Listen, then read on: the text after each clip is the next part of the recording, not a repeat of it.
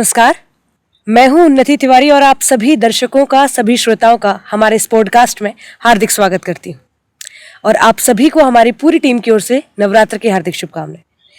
इस पॉडकास्ट की सीरीज में आज हमारे साथ जो पहले अतिथि हैं वो हरियाणा और महाराष्ट्र की राजनीति का एक काफ़ी जाना माना, काफ़ी चर्चित चेहरा है। इन्हें आपने स्टूडेंट पॉलिटिक्स के मुद्दों पर काफ़ी पढ़ा होगा, सुना होगा। तो आज हमारे बीच है सोनिया दुहन मैम। मैम, आपका हार्दिक स्वागत है और आपको नवरात्र की हार्दिक शुभकामनाएं। धन्यवाद, आपको भी बहुत बहुत शुभकामनाएं। Thank you very much. और इससे पहले कि हम पॉडकास्ट को आगे लेके जाएं, मैं आपसे बात करूं, मैं हमारे दर्शकों को बताना चाहूंगी कि मैम एनसीपी स्टूडेंट विंग की नेशनल प्रेसिडेंट हैं और साथ ही साथ आप एनसीपी की नेशनल स्पोक्स पर्सन हैं, वर्किंग कमेटी की मेंबर हैं और एनसीपी के सेंट्रल ऑफिस इंचार्ज भी हैं। आपने कुरुक्षेत्र यूनिवर्सिटी से स्टूडेंट रही हैं और आपने पैरा मोटरिंग कोर्स के लिए आप पुणे गई और वहां जाकर आपने अपने राजनीति के करियर की शुरुआत की। राइट, ठीक है। वर्तमान में आप स्टूडेंट पॉलिटिक्स का एक बहुत ही चर्चित हिस्सा है, चर्चित हस्ती हैं, चेहरा है। और इस पॉडकास्ट का हमारा उद्देश्य होगा कि हम आपके बारे में और गहराई से जान सकें और एक स्टूडेंट के पर्सपेक्टिव से राजनीति क्या होती है इसके बारे में और जान सकें। तो यदि आपकी अनुमति हो तो हम आगे बढ़ना चाहेंगे। बिल्कुल, श्योर।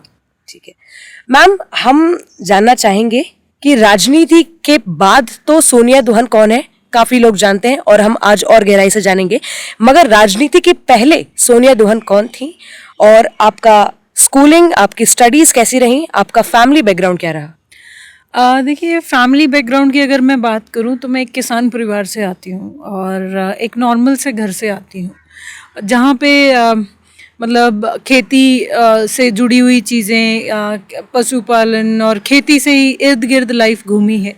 और एक मीडियम क्लास फैमिली से आने वाले बच्चे जैसे होते हैं, मैं भी वैसे ही हूँ, टिपिकली मिडिल क्लास जिसको हम बोल सकते हैं।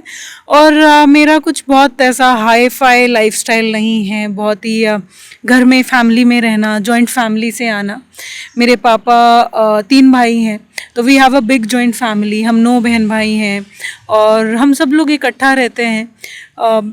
जो भी पब्लिक लाइफ में, डेली लाइफ में मेरा रूटीन होता है, उसके बाद I am into my family completely, into my brother sister and into my like mothers are there, everybody is there. Okay, मैं जानना चाहूंगी कि आपने जैसे बताया कि आप एक किसान परिवार से आती हैं, तो राजनीति आपकी जनरेशन से ही या फिर आपने ही सबसे पहले शुरुआत की या फिर आपके परिवार में पहले भी ये रहा है? देखिए, मैं ये नहीं कहूँगी कि मैं पहली हूँ, बट येस, एक्टिव पॉलिटिशियन मैं पहली हूँ। Okay. मेरे से पहले मेरे दादाजी used to be a delegate Nehru ji के ज़माने में। उस समय डेलीगेट का जो वोट था वो वोट राष्ट्रपति के चुनाव के लिए डलता था। तो मेरे दादाजी हिसार से डेलीगेट होते थे और वहाँ डेलीगेट्स को लीडर की उपाधि मिलती थी, तो मेरे दादाजी लीडर होते थे। लेकिन उसके बाद जो हमारी नेक्स्ट जनरेशन थी, उन्होंने पॉलिटिकल लाइफ में हिस्सा नहीं लिया, सामाजिक जीवन में हिस्सा नहीं लिया। उन्होंने अपना खेती बाड़ी और बाकी जो अपना नॉर्मल लाइफस्टाइल को लीड किया। फिर बाद में यू कैन से एक कट के बाद आई वाज द वन जिसने वो पॉलिटिकल लाइफ को लीड किया। ठीक है। और आपकी स्कूलिंग कैसी रही?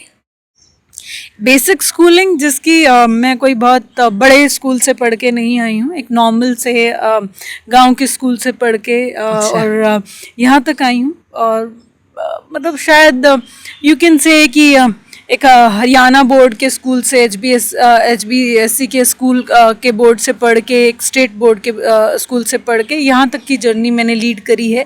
बहुत ही एक बेसिक घर से मैं आती हूँ और एक बेसिक लाइफस्टाइल मैंने बचपन में जिया है, जो सबका बचपन होता है। जैसे you can say as a kid मैं बहुत टेक्नो परिवार में नहीं पढ़ी हूँ। मैंने जो एक बचपन में गाँव का लाइफस्टाइल होता है, पकड़म पकड़ाई खेलना, लुक छिपाई खेलना, वो वैसा वाला लाइफ मैंने जिया है। ठीक है, तो क्या कभी, जैसे आपने भी बताया कि पकड़म पकड़ाई खेलना और ये सभी खेल खेलने वाली सोनिया ने कभी ये सोचा था कि वो राजनीति के इस स्तर तक आएंगी? और मैं कहूँगी कि अभी आपके राजनीति के करियर में बहुत कुछ एक्सप्लोर करना बाकी है। जिस स्टेट से मैं आती हूँ, जहाँ पे मेरा जन्म हुआ है, उसमें मैं तो क्या, शायद मेरे घर में भी कोई ये नहीं सोच सकता था कि कोई लड़की यहाँ तक पहुँचेगी, या किसी लड़की को इतनी आज़ादी देनी पड़ेगी उसकी लड़ाई की वजह से कि वो यहाँ तक पहुँच जाए। जी। हरियाणा में पैदा होना एक बहुत बेसिक सा, अगर आप लड़की पैदा हुए हो तो एक बहुत बेसिक एजेंडा होता है कि ये कुछ पढ़ ले, या तो ये टीचर बन जाए या तो नर्स बन जाए, या मतलब इन दोनों में से कुछ ना बने तो शादी करके बच्चे पैदा करे। यही एक बहुत बेसिक रूटीन हर फीमेल का इसी 3-4 चीज़ों के इर्द गिर्द घूमता है। जेबीटी करवा दो, बीएड करवा दो, टीचर बन जाएगी, नर्सिंग करा दो, नर्स बन जाएगी, नहीं तो अगर कद काठी अच्छी है तो पुलिस में चली जाएगी। बस यही एक बहुत तयशुदा पैटर्न है हरियाणा की लड़कियों के लिए। पॉलिटिशियन बनना ना मेरे परिवार में किसी ने सोचा था, ना ही मैंने सोचा था। जैसा आपने बताया कि आपके दादाजी का पॉलिटिक्स में थोड़ा बहुत रुख था, तो मैं आपसे जानना चाहूंगी कि जब आपने अपने घर में ये जाहिर किया होगा कि आपको एक पॉलिटिशियन बनना है या फिर इस फील्ड में जाना है, तो क्या आपके फैमिली से, आपके परिवार से आपको फुल सपोर्ट मिला या फिर थोड़ा बहुत आपको उसके लिए जद्दोजहद करनी पड़ी? बिल्कुल नहीं मिला शुरू में तो। अच्छा। और थोड़ा बहुत नहीं, बहुत जद्दोजहद करनी पड़ी, बहुत लड़ाई लड़नी पड़ी। अक्सर इंसान समाज में लड़ लेता है, बाहरी दुनिया से लड़ लेता है, सबसे टफ जो फाइट होती है वो अपने परिवार से होती है। तो I had the toughest fight in my life. मुझे लगता है किसी भी लड़की को राजनीतिक या सामाजिक जीवन में आने से पहले ये टफेस्ट फाइट लड़नी ही पड़ती है। तो मैंने भी वो लड़ाई लड़ी है। I am no exception in it. क्योंकि अक्सर लड़कियां जब हम राजनीतिक जीवन में देखते हैं तो या तो वो किसी की बहू होती हैं या बेटियां होती हैं। फर्स्ट जनरेशन में लड़कियां पॉलिटिक्स में बहुत कम होती हैं, हार्डली 1%। तो मैं हार्डली 1% में आती हूँ, और मेरे लिए ये लड़ाई बहुत लंबी और बहुत टफ रही थी। तो लेकिन फिर भी मैं मानती हूँ कि कोई ना कोई आपके परिवार में ऐसा सदस्य रहा होगा जो कहीं ना कहीं आपको पीछे से सपोर्ट कर रहा होगा। शायद वो आपके भाई बहन होंगे, आपके यस, मेरी मदर्स। ओह, मेरे एज आई सेड, मेरे पापा और 3 भाई हैं। सो आई हैव 3 मदर्स। मतलब ताई जी हैं, छोटी ताई जी हैं, मेरी माँ है। I call all of them माँ। तो मैं आई एम ब्लेस्ड वन। सबसे पहले तो मेरे पास 3 माँ हैं, तो सबके पास नहीं होती हैं। तो मेरी माँओं ने और मेरी बहन ने मुझे सबसे ज़्यादा सपोर्ट किया। मैं तो सब लोग बोलते हैं कि एक लड़की के बनने में सबसे ज़्यादा हाथ एक आदमी का होता है, लेकिन आई मस्ट से मुझ लड़की के बनने में सबसे ज़्यादा हाथ औरतों का है और महिला शक्ति का है। बिल्कुल, बहुत अच्छा लगा ये जानकर, खासकर जब ये एग्जाम्पल हरियाणा की भूमि से निकल कर आता है जहाँ पर अलग स्टीरियोटाइप्स हैं और कुछ कहानियाँ हैं। तो डेफिनेटली एक्चुअली एक किस्सा है। किस्सा तो क्या है, मतलब शायद वो एक जो दीवार होती है वो गिरने का एक प्रोसेस। जब मैं पॉलिटिक्स में आई और मेरे घर में ये साफ मनाही थी कि आपको हरियाणा में नहीं बताना है। अच्छा। आप राजनीति में हो, आप कुछ कर रहे हो, आपने जो करना है आप दिल्ली में करो। यहाँ लड़कियों को ये सारी चीज़ों के लिए टॉलरेट नहीं किया जाता है, अच्छा नहीं माना जाता है लड़कियाँ पब्लिक लाइफ में, और इन सारी चीज़ों में होती हैं। तो जब मैं राष्ट्रीय अध्यक्ष बनी तो मेरे घर वालों ने में स्पेशली फीमेल्स, तो मेरे घर की सारी फीमेल्स रात को सीक्रेटली तैयार हुई, इकट्ठा हुई, और उन्होंने रात को मैं उस दिन गई, उन्होंने मेरा स्वागत किया। सब फीमेल्स ने मिलके, लाइक 15-20 लेडीज़ ने मिलके मेरा चोरी छुपे घर के मेल्स से, जितने भी थे मेल्स थे, उनसे छिप के मेरा स्वागत किया था। तो मुझे ये किस्सा भी ध्यान आता है। आज मुझे ये किस्से तो छोड़िए, आज मुझे ये भी ध्यान आता है कि अब मेरा सारा परिवार, मेरा सारा गांव और प्रदेश मेरे साथ है। वाकई मतलब समस्त मातृशक्ति जो आपके परिवार की रही है जी, वो एक बड़ा कारण है जी, आपकी सक्सेस की। बिल्कुल। तो हम आगे बढ़ते हैं और मैं जानना चाहूंगी कि राजनीति में आपका मुख्य रूप से आना कैसे हुआ। स्टूडेंट पॉलिटिक्स सेंट्रिक क्वेश्चन है ये, जी। और इन पर्सपेक्टिव्स ऑफ दिल्ली यूनिवर्सिटी।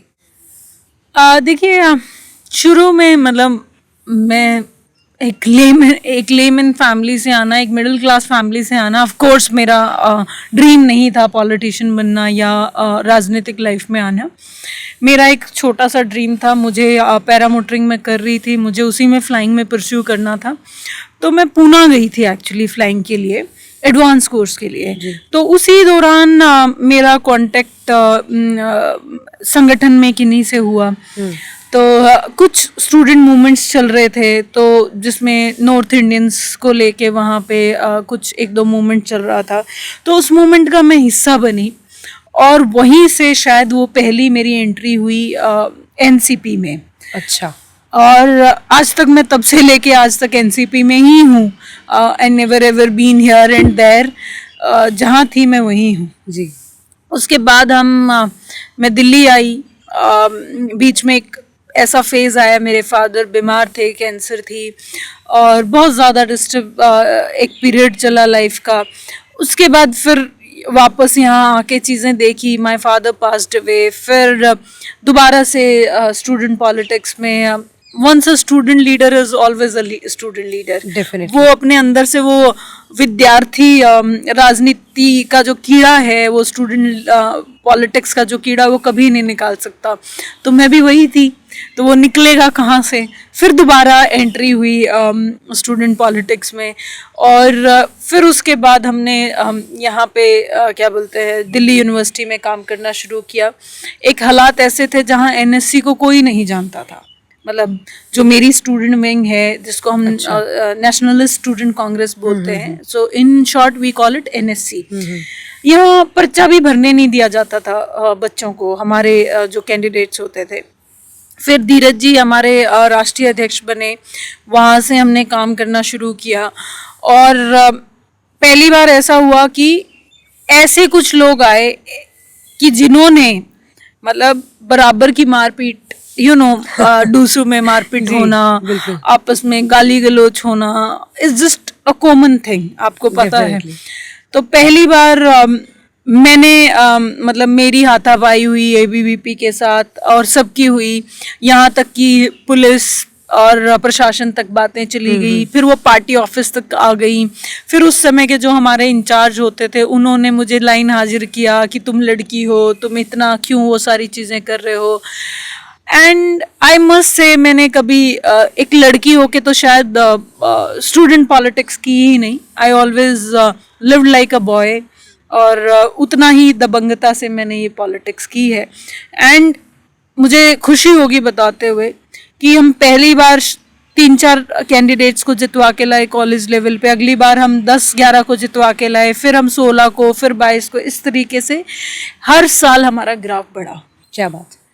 अच्छा, ये जो आपने बात बोली कि you have always been lived as a like boy, जो आपने बोला, तो आप भी ये मानती होंगी और मैं भी ये मानती हूँ कि ये जो स्टीरियोटाइप है कि ये व्यवहार होगा तो केवल एक लड़के का हो सकता है, अगर कोई एग्रेशन में आ सकता है, अगर कोई फ्रंट लाइन में खड़ा हो सकता है तो वो केवल लड़का हो सकता है। मैं मानती हूँ कि ये आपने जो किया ये सभी तक पहुंचना चाहिए कि एक लड़की भी है, वो भी ये कर सकती है और यहाँ पर जेंडर इशू कहीं पर भी नहीं आना चाहिए। आना तो नहीं चाहिए, बट विडम्बना ये है कि भारत एक पुरुष प्रधान देश है, मेल डोमिनेटिंग सोसाइटी है। यहाँ पे अगर कुछ मस्कुलाइन आप करते हैं, कुछ ऐसा करते हैं, दबंगता का कुछ करते हैं, तो वो माना जाता है लड़का ही कर सकता है, और अगर कोई लड़की ऐसा करती है तो उसे टॉम बॉय समझा जाता है। हाँ, बिल्कुल। और आई मस्ट से ठीक है, फिजिकली थोड़ा सा वीक होती हैं लड़कियां, बट इसका मतलब ये नहीं है कि वो आपको फिजिकली कंपटीशन नहीं दे सकती। हमने तो दिया है, हमने तो गेम्स करी हैं, और मैं उस प्रदेश से आती हूँ जहाँ सबसे ज़्यादा लड़कियां गेम्स में आगे हैं, डेफिनेटली पहलवानी में आगे हैं। तो मुझे नहीं लगता कोई फ़र्क है, लेकिन हमारे दिमाग में फ़र्क है और वो दिमाग के फ़र्क को निकलने के लिए समय तो लगेगा।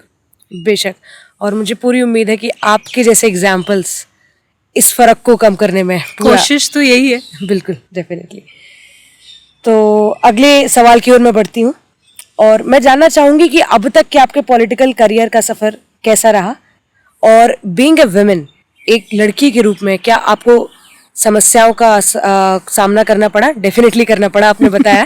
बट और आपको इन पॉलिटिक्स के अंदर, मतलब परिवार से हटके पॉलिटिक्स के अंदर आपको कौन कौन सी समस्याओं का, चैलेंजेस का सामना करना पड़ा? सबसे बड़ा चैलेंज तो यही है कि मैं लड़की हूँ। लेकिन जब आप अपनी स्ट्रेंथ को समझ लेते हो तो वो चैलेंज भी आपके लिए, अक्सर जो आपका वीक पॉइंट होता है वही आपका सबसे स्ट्रांग पॉइंट होता है। मेरे अकॉर्डिंग मेरा सबसे वीक पॉइंट, या लोगों के अकॉर्डिंग मेरा सबसे वीक पॉइंट ये था कि मैं एक फीमेल हूँ। मेरे लिए वही मेरा सबसे स्ट्रांग पॉइंट है। और मैं सिर्फ एक बात कहना चाहूँगी, चैलेंजेस सबको हैं। ऐसा नहीं है एक लड़के को चैलेंजेस नहीं आते, उसको भी आते हैं। किसी भी एक नए जैसे मतलब एक किसान परिवार से एक पॉलिटिकल सिनेरियो में इंटर करना, इट्स लाइक आप कॉर्पोरेट जॉब में भी वैसे ही चैलेंजेस हैं जैसे आपको पॉलिटिक्स में है। It just never give up, keep going on. और अपने आप वो हर्डल्स धीरे धीरे कम हो जाते हैं। तो लड़की है, क्या करेगी, शादी करके घर बसा, ये तेरे बस की बात नहीं है, ये सब ब्ला ब्ला स्टफ चलता रहता है। Ignore it. यहाँ तक भी मत लाओ कि आपको यहाँ से निकालना पड़े। ऑफ कोर्स वो प्रोसेस होके माइंड से ही आएगा। सो जस्ट वो एक घोड़े की नाल ना घोड़े की आंख पे लगाते हैं, तो कान पे भी वो नाल लगा के रखो ताकि कान और आंख दोनों सेंट्रिक रहें। उतना ही सुनो जितना आपको सुनना है, जितना आपका माइंड आपके लिए फंक्शन कर सकता है। अदरवाइज ये नॉनसेंस स्टफ आपको हर चीज़ में, नौकरी में भी है, पॉलिटिक्स में थोड़े से ज़्यादा हैं। थोड़े से डोमिनेटिंग लोग जो सोसाइटी के लिए काम करते हैं, वही लोग आपको डोमिनेट करते हैं। वही लोग आपको ये बताने की कोशिश करते हैं कि जो अपने आप को सो कॉल्ड ये बताते हैं कि वुमेन एम्पावरमेंट के लिए काम करते हैं, वही आपको ये बताते हैं कि वुमेन एम्पावरमेंट नामक कोई चीज़ नहीं होती है। जाके घर बैठो, बच्चे पालो, शादी करो। कौन चाहता है कि कोई भी चीज़, एक सपोज 4 जानवर एक जगह रहते हैं, let's not talk even human beings, मैं एक एनिमल उसकी बात कर रही हूँ। तो 4 जानवर एक जगह रह रहे हैं, अगर 5वां जानवर आएगा तो वो 4 जानवर उसको हेट करते हैं डेफिनेटली। और वो सबसे पहले बोलते हैं you are not welcome here. उससे फाइट करते हैं, पहले उसको सोचते हैं कि इग्नोर करो, ये यहाँ नहीं आएगा। फिर वो अगर अंदर पैर रख देता है तो उसको घुराते हैं। फिर वो और अंदर आता है तो उसको फाइट करते हैं। फिर अगर वो उस फाइट में इन्वॉल्व हो जाता है, लड़ता रहता है, आखिरी में गिव अप कर देता है। So keep on fighting, survival the fittest. बिल्कुल, ये जो एग्जाम्पल्स आपने दिए, आई थिंक हमारी पूरी जनता जो भी इस वीडियो को देखेगी वो काफ़ी उससे कनेक्ट कर पाएगी और उन्हें काफ़ी अच्छा भी लगेगा ये। अच्छा, मैं जानना चाहूँगी कि अब तक आपकी राजनीति में जो सफ़र रहा है उसमें कितने वर्ष हो गए आपको? I started in 2012। Okay. May be शायद पहले ही, अब मुझे याद ही नहीं है। बट बहुत ज़्यादा एक्टिव मैंने शुरू किया 16 से, ज़्यादा 15-16 से एक्टिवली पार्टिसिपेट किया। पहले पार्शली चलता था, टाइम पास कर लिया, चले गए। A kid is a kid, so mature नहीं थे। वो जाके लड़ाई कर ली, हा हुल्ला कर लिया, वापस आ गए, नारे लगा लिए, वापस आ गए, लड़ाई कर ली, वापस आ गए। But serious politics I must say मैंने 15 ऑनवर्ड्स शुरू किया। अच्छा, जैसे अभी मैं भी एक स्टूडेंट हूँ और कॉलेज स्टूडेंट हूँ, तो मुझे पता है कि जो कॉलेज में पॉलिटिक्स होती है तो उसमें स्टूडेंट्स को काफ़ी ज़्यादा टाइम इन्वेस्ट करना पड़ता है। जैसे आपने बोला कि नारे लगा के आ गए, फिर तो मुझे ये जानना है कि एज अ स्टूडेंट क्या आपको पढ़ाई और पॉलिटिक्स के बीच में डिसीजन लेना पड़ता था कि आपको किसको ज़्यादा इंपॉर्टेंस देना है, किसको ज़्यादा प्रायोरिटाइज करना है, या फिर you are very clear about politics? See I tell you, शुरू में तो मुझे पता ही नहीं था कि मुझे ये करना है। I was very passionate about flying. Okay. I was very dedicated, but somehow कब वो चेंज हो गया मुझे ही नहीं पता चला। और जब आपको किसी चीज़ में अच्छा लगने लग जाता है, मज़ा आने लग जाता है, आपको आपका मन लगने लग जाता है उस एक्ट में, आप अपने आप डिफ्रेंशिएट कर लेते हो कि भाई मेरा मन यहाँ ज़्यादा लग रहा है। वो बोलते हैं ना, मनवा माने ना, तो वो आपका मनवा मानता ही नहीं है, वो अपने आप आपको ले जाता है। But it just you have to understand कि आपकी डायरेक्शन क्या है, आपका एम क्या है। और ऐसा नहीं है कि एम चेंज नहीं होते। मेरा तो आई एम लाइव एग्जाम्पल। मुझे पायलट बनना था, जिंदगी भर पायलट बनना था, बचपन से पायलट बनना था, बट चेंज हो गया और मुझे ही नहीं पता चला कैसे चेंज हो गया।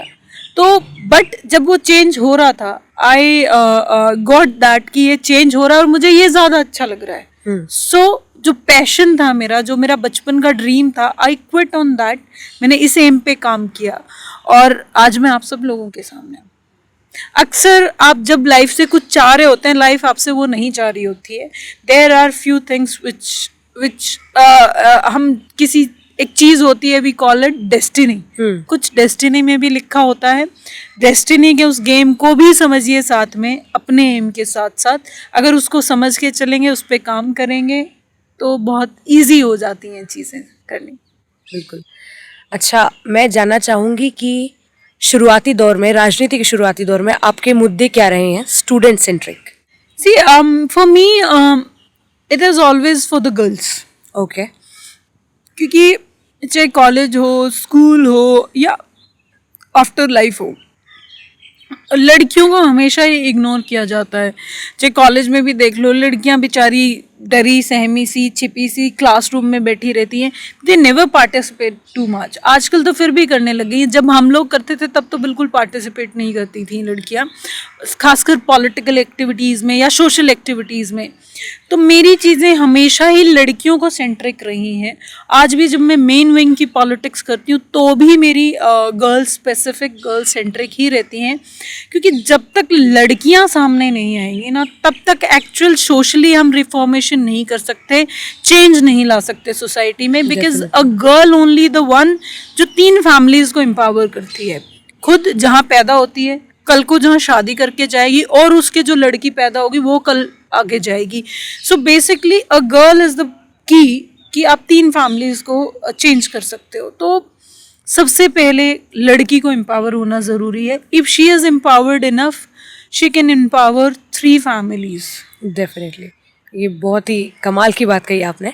और इसके साथ मैं आपका रुख लेना चाहूँगी, जो अभी हिस्टोरिक मूवमेंट लिया है हमारे पार्लियामेंट ने वुमेन रिजर्वेशन बिल को लेकर, तो उस पर आपके क्या विचार है?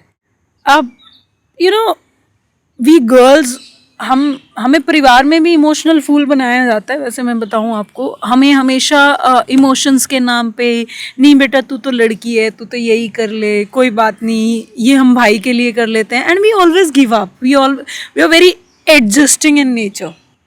You know with the time being हमें घर हमारे जीन्स में आ गया है, ये हमारे डीएनए में आ गया है। क्योंकि सदियों से हमने घर चलाया है, हमने एडजस्ट किया है, तो सेक्रीफाइसेस किए हैं। तो that sacrifices come in our blood and in our DNA and that adjusting nature. तो अभी भी क्या किया है मोदी साहब ने? ठीक है, आपने एक पेपर हमारे सामने ला दिया कि विमेन रिजर्वेशन आ गया। Girl like me who is preparing for elections, वो 29 की इंतज़ार क्यों करेगी? मैं तो आज प्रिपेयर कर रही हूँ ना इलेक्शंस के लिए। मुझे तो आज 24 में लड़ना है इलेक्शन। आज क्यों नहीं मुझे रिजर्वेशन मिला?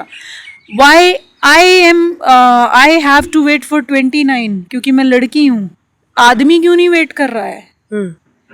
मैं 50% वोटर हूँ इस देश की, और मुझे ये बोला जाता है कि हम आपको 50% तो नहीं, हम आपको 100 में से 33 देंगे। उस 33 के लिए भी आप पहले इंतज़ार करो, हम पहले आपको गिनेंगे आप कितनी हो, फिर आपको आपकी सीट्स को बांटेंगे, परसिमन करेंगे, फिर कहीं जाके आपको रिजर्वेशन मिलेगा। 29 भी डेडलाइन नहीं है। It can be 34, it can be 39। हम 1974 में हमने पहली बार वुमेन रिजर्वेशन मांगा था, और आज तक हम वेट ही कर रहे हैं। And I don't know till when reservation हो गया, लेकिन कहाँ है? मतलब राधा नाचेगी लेकिन नोमन से तेल कहाँ है? तो वो नोमन तेल है कहाँ? राधा तो नाचने को तैयार है, रिजर्वेशन तो दे दिया आपने, लेकिन वेयर एंड व्हेन ये कौन तय करेगा?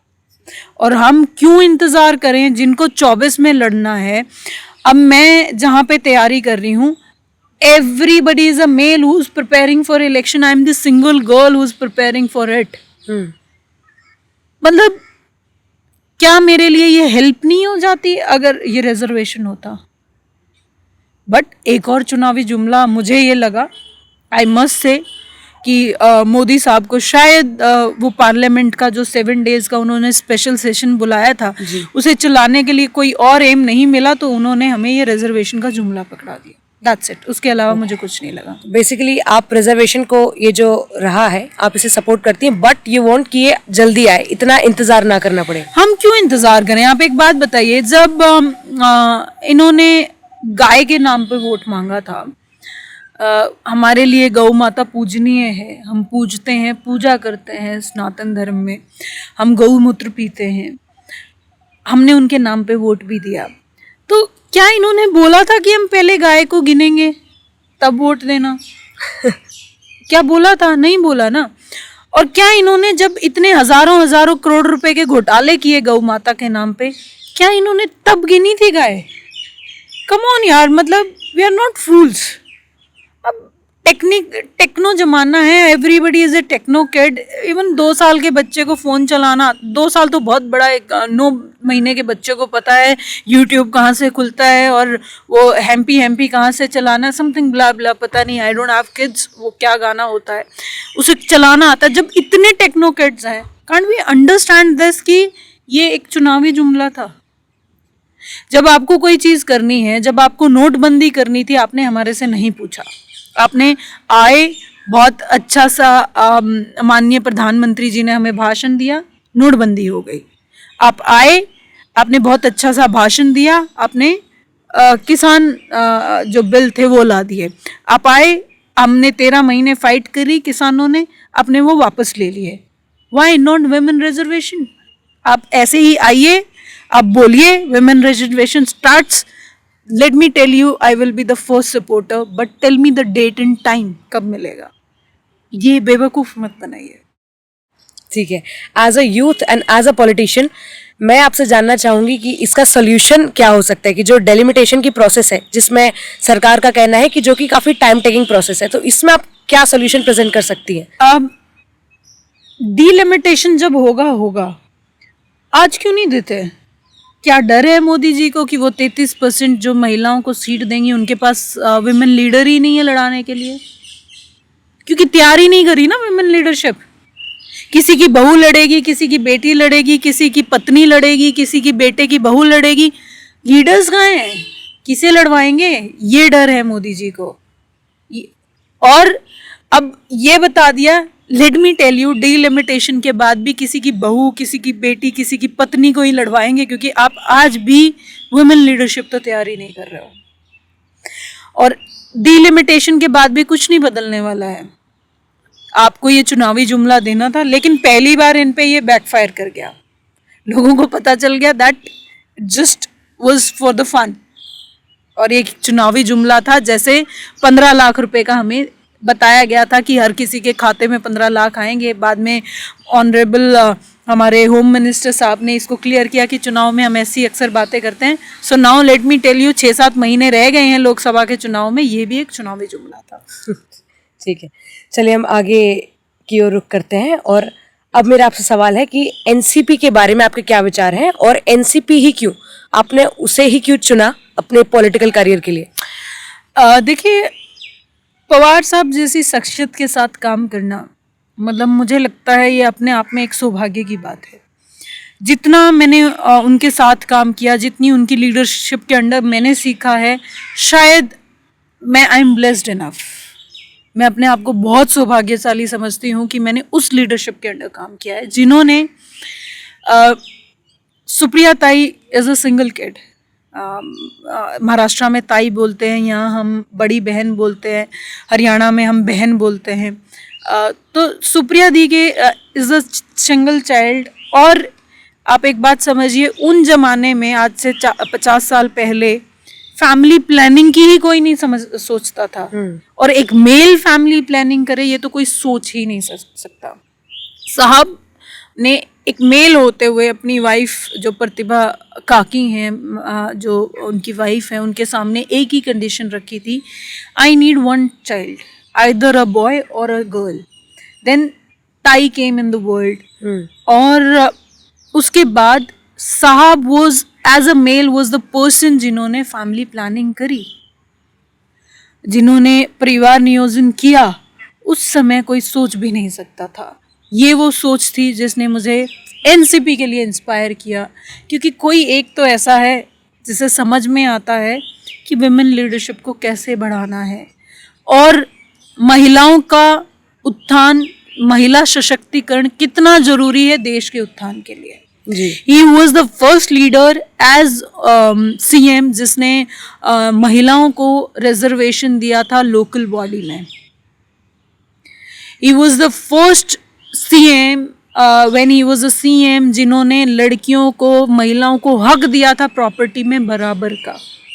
There are many more things. He was as a defense minister, he was the first person जिन्होंने लड़कियों को रिजर्वेशन दिया था डिफेंस में। Many more things जिसने मुझे एनसीपी के लिए इंस्पायर किया। ऐसा कुछ भी नहीं है कि जो मुझे इंस्पायर ना करता हो। He is an institution. There is endless to know about him. There is endless to talk about him, and there is endless to learn from him. Definitely. ठीक है, मैं आपसे जानना चाहूँगी कि जो हरियाणा में आगामी चुनाव है, विधानसभा चुनाव, उसमें आप नारनौल कॉन्स्टिट्यूएंसी से एनसीपी से उम्मीदवार रहने वाली हैं, तो हम इस विषय पर आपसे और गहराई में जानकारी चाहेंगे। साथ ही साथ इस कॉन्स्टिट्यूएंसी को लेकर आपके विजन क्या है, इसके बारे में जानना चाहेंगे। देखिए, हरियाणा एक छोटा स्टेट है और बहुत ही मेल डोमिनेटिंग स्टेट है। सबसे पहले तो घूम फिर के एक ही मेरी बात है, बीइंग अ वुमेन जो मैंने सफ़र किया है, मेरी आने वाली जनरेशन्स वो सफ़र ना करें। सबसे बड़ी बात, अगर उन्हें राजनीति करनी है तो वो राजनीति करें, उन्हें पढ़ाई करनी है तो वो पढ़ाई करें, उनके ऊपर कोई चीज़ थोपी ना जाए। आज भी हरियाणा वो सोसाइटी है जहाँ वुमेन्स आज भी पल्ला करती हैं, आज भी ओला करती हैं, घूंघट करती हैं। जी। उस सोसाइटी में मैं एक ही रिफॉर्मेशन चाहती हूँ कि वुमेन्स को बराबर का हक मिले। बराबर का नहीं, एटलीस्ट आसे पासे तो कहीं हो, भाई 60-40 मिल जाए, राइट। ऐसा तो ना हो 99 वर्सेस 1, नहीं, बिल्कुल राइट। अभी फ़िलहाल तो वही चल रहा है। तो समहाउ मैं आपने देखा होगा हरियाणा एक सर्वे के अकॉर्डिंग, जो सेंटर गवर्नमेंट का ही एक सर्वे है, which says womens are the most unsafe in Haryana. Haryana is not a place where womens are safe. ये सेंटर गवर्नमेंट की पिछली साल की रिपोर्ट है। उसके बाद आपने 2-3 घटनाएं भी देखी होंगी हरियाणा में back to back. Haryana is the state जहां ऑनरेबल प्राइम मिनिस्टर साहब ने, मोदी साहब ने 2014 में बेटी बचाओ बेटी पढ़ाओ का नारा दिया था पानीपत में। Haryana is the state only again जहां लड़कियों के स्कूल्स को बंद किया जा रहा है। आपको बड़ी शॉकिंग बात लगेगी, गर्ल्स के जितने भी स्कूल्स हैं उन्हें बंद किया जा रहा है। उनको लगभग 4000 के आसपास स्कूल बंद किए जा चुके हैं और इतने की प्लानिंग है बंद करने की। कारण मैं जान सकती हूँ? गवर्नमेंट का कहना है कि आप अपने बच्चों को प्राइवेट स्कूलों में भेजो। अच्छा जी, गवर्नमेंट कहती है कि अगर आप अपने बच्चे को सरकारी स्कूल में भेजते हो तो आपको फीस खुद भरनी है, और अगर आप प्राइवेट स्कूल में भेजेंगे तो हम 1100 रुपये हर महीना देंगे, और वो कितने महीने देंगे ये नहीं पता। दूसरी बात, आपने देखा होगा एक संदीप सिंह जो स्पोर्ट्स मिनिस्टर था, वो एक हमारी महिला कोच के साथ उसको अपने घर बुला के उसके साथ छेड़खानी करता है, उसके साथ सेक्सुअल हरासमेंट करने की कोशिश करता है। जब वो उसको अपोज करती है तो उसके कपड़े फाड़ता है, उसके साथ मारपीट करता है। ये हरियाणा की घटना है। रादर देन उसको जेल भेजने के, संदीप सिंह के, उसको मंत्री पद पे एज इट इज़ मंत्री है वो आज तक। हम कंटिन्यूस में हरियाणा में इस बात के लिए लड़ाई लड़ रही हूँ।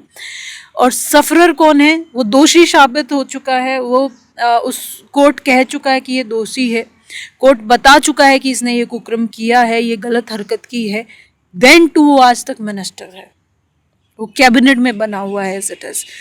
और हमारे प्रदेश के जो मुखिया हैं खट्टर साहब, जो मुख्यमंत्री हैं, वो कहते हैं खुद कि वो उसको नहीं हटाएंगे। ऐसी हरकतें होती रहती हैं, वो नहीं हटाएंगे। ये हरियाणा में महिलाओं की सिचुएशन है। और वो लड़की जो सफरर है वो दर दर की ठोकरें खा रही है। Mister Khattar always make it sure कि उसे घर तक भी ना मिले। उसे आनन फानन में एक रात को 9:30 बजे चिट्ठी पकड़ा दी गई, आप अपनी नौकरी से सस्पेंड हैं विदाउट एनी रीज़न। ये हालात हैं हरियाणा में लड़कियों के। उसके बाद आपने देखा होगा, पूरे देश क्या पूरी दुनिया ने देखा है, हमारी पहलवान खिलाड़ी जंतर मंतर पे बैठी थी। क्या हुआ है? अगर मैं बात करूं उसमें से ज़्यादातर 99% जो हमारी खिलाड़ी थी वो हरियाणा से बिलोंग करती हैं। उनके साथ क्या हुआ है आप लोगों ने देखा, किस तरीके से पुलिस ने उनको घसीटा, किस तरीके से उनके साथ बर्बरता करी, और आज वो दोषी है। पुलिस बता चुकी है कि वो ऐसी हरकतें करता था। देन टू वो एज इट इज एक एमपी है।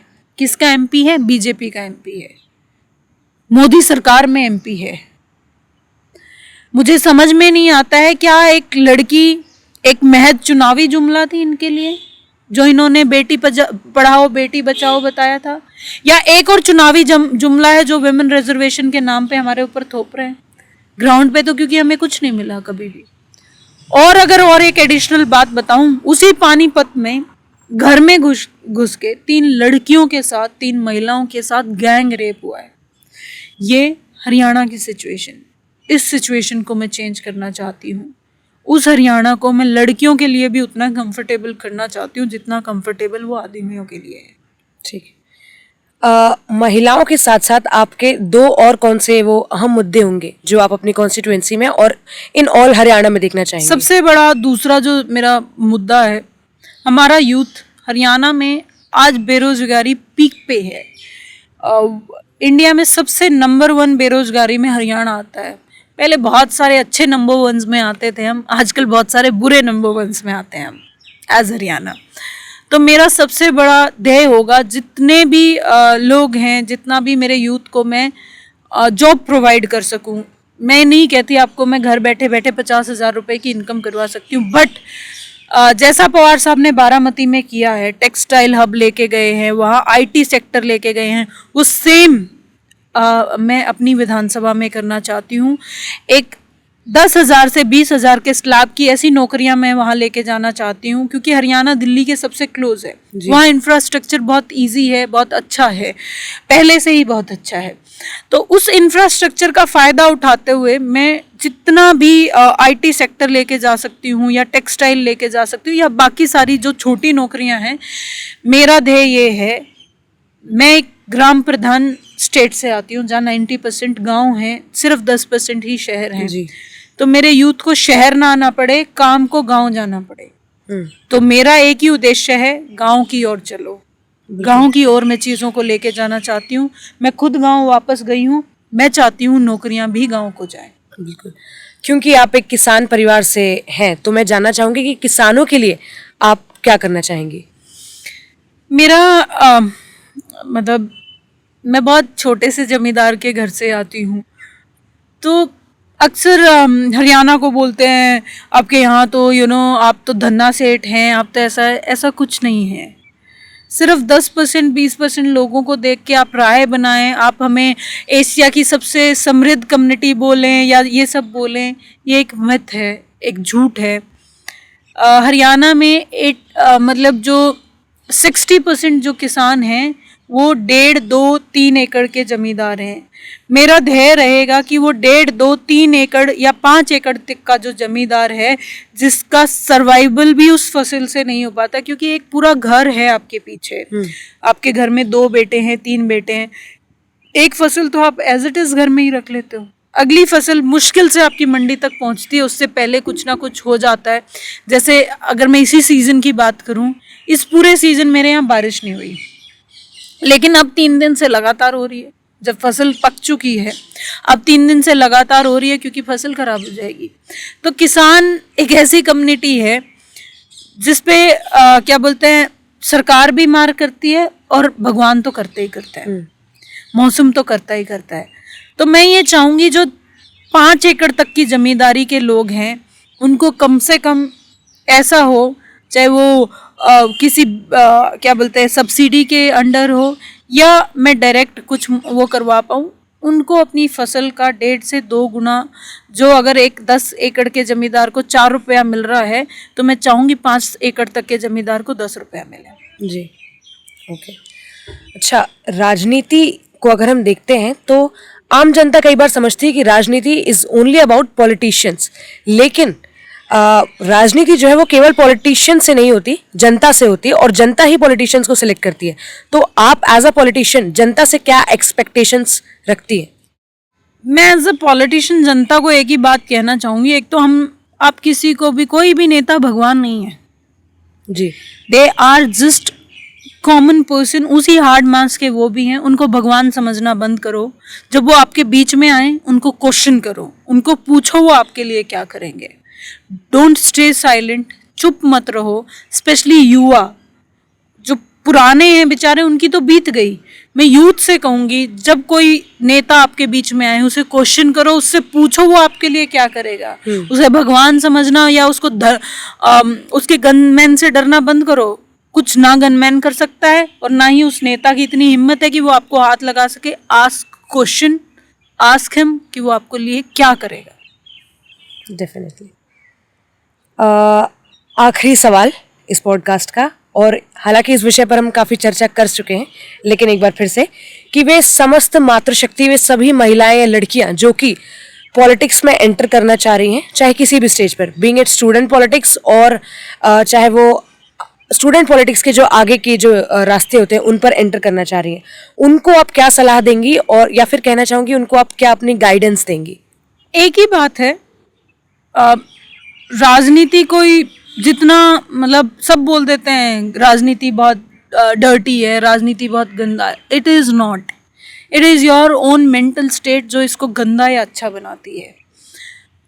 कुछ लोगों की वजह से हमारा नो डाउट सारी जगह बहुत अच्छे लोग नहीं हैं, ना कॉर्पोरेट्स में है, ना सरकारी नौकरियों में है, वैसे ही राजनीति भी है।